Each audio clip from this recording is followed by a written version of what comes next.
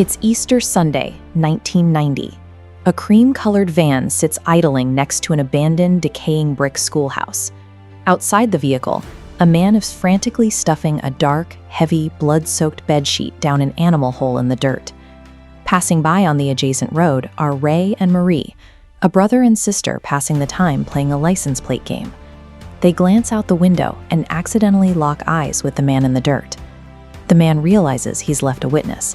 He scrambles back into the driver's seat, guns the engine, and pulls onto the empty stretch of Michigan's M22 highway. For miles, he rides right on their bumper, relentlessly hunting these two terrified siblings down a completely desolate road. The premise sounds exactly like the opening of a slasher film, but nobody wrote a script for this chase.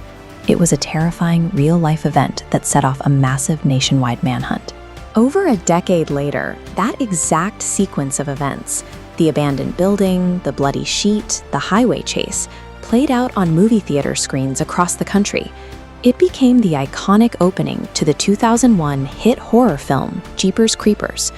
To build a Hollywood franchise, the film's director took this real-world trauma and replaced the driver of the van with a winged, flesh-eating monster.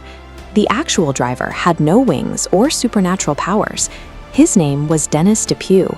He lived in Michigan, worked as a real estate broker, and was a seemingly ordinary father of three. Peeling back the cinematic layer reveals a horror rooted in human behavior rather than folklore. Understanding that highway chase requires us to investigate the specific psychological fractures that turn a suburban father into a killer. 19 years before the chase, in 1971, Dennis married a school counselor named Marilyn. On paper, they built a picture-perfect suburban life, eventually raising 3 children together. Behind closed doors, the dynamic was strictly dictated by one person. Psychologists call it coercive control. Dennis dictated exactly where Marilyn spent her time. As the kids grew, Dennis developed deep paranoia, accusing Marilyn of turning them against him, tightening his grip to compensate. For a deeply narcissistic personality, a spouse and children are not independent human beings with their own agency. They are extensions of the self. Any independent thought is perceived as a direct attack on their psychological survival. After 18 years of enduring this suffocating environment, Marilyn reached her limit. In 1989, she filed for divorce. The court finalized the split, but Dennis outright refused to accept the reality of the legal order. He continued to show up uninvited, constantly crossing the boundaries drawn between them. Marilyn tried to enforce a physical boundary by paying to change the locks on our house.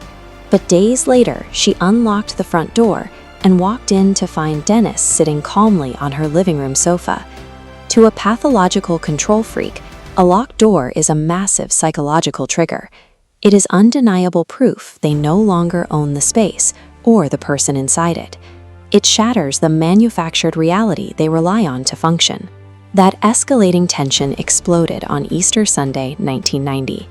Dennis arrived at the house for his scheduled visitation to pick up the kids, but his youngest daughter and his son looked at him and flatly refused to get in his car.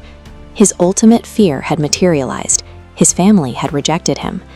Dennis grabbed Marilyn, threw her down the basement stairs, and beat her in front of the children. He then dragged her into his van, drove off, and shot her. Dennis vanished. He went on the run across the country, mailing 17 letters to friends and family from states like Iowa, Virginia, and Oklahoma. The letters contained zero remorse. He blamed Marilyn for the kids, complained about his unfair life, and claimed it was God's work. These letters functioned as a final attempt to override the truth of his actions.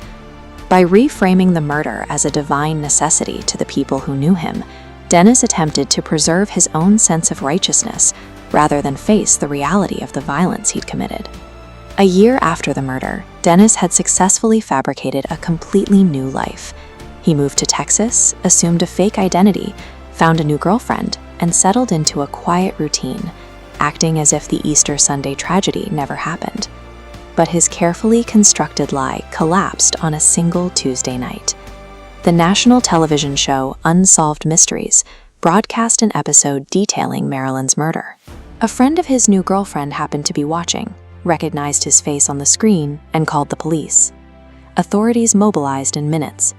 They located his van in Louisiana, triggering a massive, high-speed chase as Dennis desperately floored the gas pedal toward the state line. After months of perfect deception, one phone call unraveled his entire existence. His illusion of absolute control was entirely dependent on no one ever looking too closely. The chase reached its violent end near the state border. Dennis crashed straight through police roadblocks, exchanged gunfire with the FBI, and dragged his van for miles on completely blown-out tires before grinding to a halt. Surrounded by armed officers and entirely out of options, Dennis locked the doors. Before the police could open the vehicle, he took his own life. In a psychological landscape defined entirely by power, surrendering to the law was an impossibility. Suicide allowed Dennis to maintain his grip on the narrative until the very end, ensuring that even his death was a calculated act of defiance. The real-life figure behind the monster dictated exactly when and how his story would close.